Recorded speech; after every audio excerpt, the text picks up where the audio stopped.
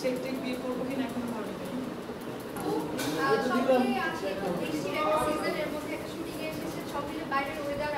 ও আরেকটা কথা বলতে ভুলে গেছি, আজকে আমি আসার সময় আমি তো সেই 7টায় উঠেছি, তো ডিরেক্টর কল টাইম দিয়েছিল 8টায়, ওঠার পরে 8:30টায় বের হয়েছি।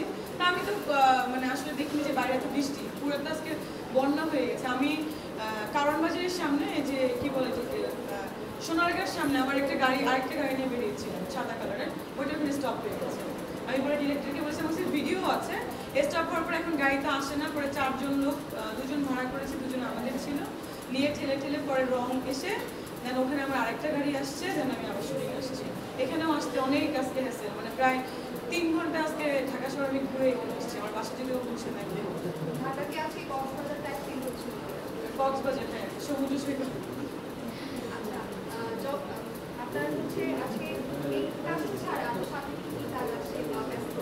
আমার সামনে হচ্ছে আরো 2টো টিভিসি আছে, লঞ্চিং আছে 3টা, আর সিনেমার কাজ আছে 4টা, মানে এভরিডে বিজি, মানে ইদানিং খুব বিজি হয়ে গেছি, মানে নিজেকে নিজে সময় দিতে পারছি না স্কিন কেয়ার করার, ক্লিনিকে যাওয়ার।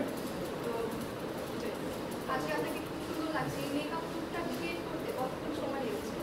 লুকটা ফার্স্ট আমি করে এসেছি বাসা থেকে, বেশিক্ষণ না, আমি অলওয়েজ খুব কম টাইমে 40 মিনিটস ম্যাক্সিমাম লাগে।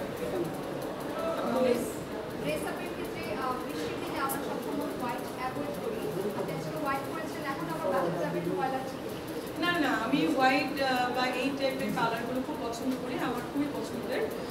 শুভ্র তার একটা ব্যাপার আছে, সাদা বলে শুভ্র একটা ব্যাপার, সো এই জন্যই আসলে এই টাইপের কালারটা প্রেফার করেছি। আর এখানে আমার একটা শুটিংয়ে আমার ডিরেক্টর অ্যান্ড প্রডিউসার একটা শর্ট রেখেছে যে আমি ডক্টর, আমি ক্লিনিকে পেশেন্ট দেখছি, আমার ক্লিনিকেও একটা শুটিং হবে রাতে, তো এই ড্রেসটা ওদেরই কন্টিনিউটি, মানে আমি চেম্বার করে আসি, এসে দেন এখানে আমার বাসার অ্যাক্টিভিটিসগুলো আমি করি, সেভাবে করা হয়েছে।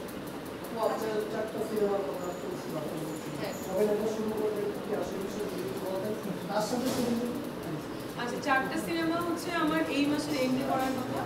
আমার দুবাইতে যাব, দুবাইতে 2টো গান হবে সিনেমার, বেঙ্গল সিনেমা, আমাকে এইগুলো আসলে বলতে মানা করেছে। আর তার মধ্যে আরেকটা সিনেমা আছে দেখো, ওইটার শুটিং হচ্ছে নেক্সট মান্থের ফার্স্ট উইকে, মানিক ভাইয়ের একটা ছবি আছে, তো এইভাবে 4টা সিনেমার কাজ চলছে, দেখা যাবে।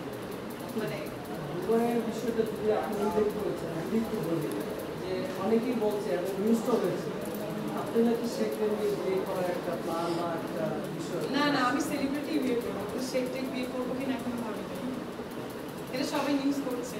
হ্যাঁ, আসলে কি সত্য কিনা সেলিব্রিটি মনে হয় এটা ভেবে না শুধু নায়ক বিয়ে করবো, সেলিব্রিটি মানে ডিরেক্টর হতে পারে, প্রডিউসার হতে পারে, প্লেয়ার হতে পারে, সিঙ্গার হতে পারে, এনিওয়ান।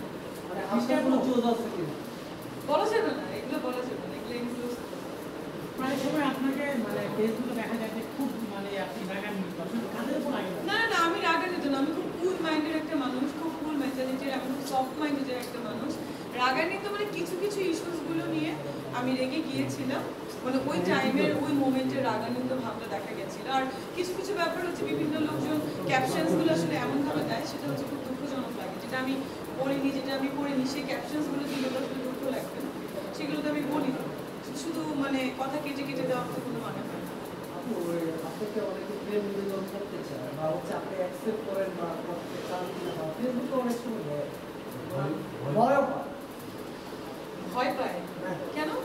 সেটা যদি আপনি প্রেম নিবেদন করতে, আচ্ছা না, প্রেম নিবেদন করতে ভয় করে কি হয়তো লজ্জা পায়, শাই ফিল করে। প্রেম নিবেদন অনেকেই করে, এখন আরো বেশি করছে, ক্রাশ বলছে, এই বলছে, ম্যাক্সিমাম ছেলেরা খুব বেশি পছন্দ করছে, মেয়েরা করছে না, কেন জানি না। তো মেয়েদের তো স্বভাবত একটা জেলেসি থাকে হয়তো, বাট কিছু মেয়েও পছন্দ করছে, বলছে যে আসলে আমি যেগুলো বলেছি নিজের পার্সোনাল পারসেপশন থেকেই বলেছি, নিজের ভালো লাগা, নিজের কথা, নিজের দুঃখ, আমি আসলে সেটাই ব্যক্ত করতে চেয়েছি।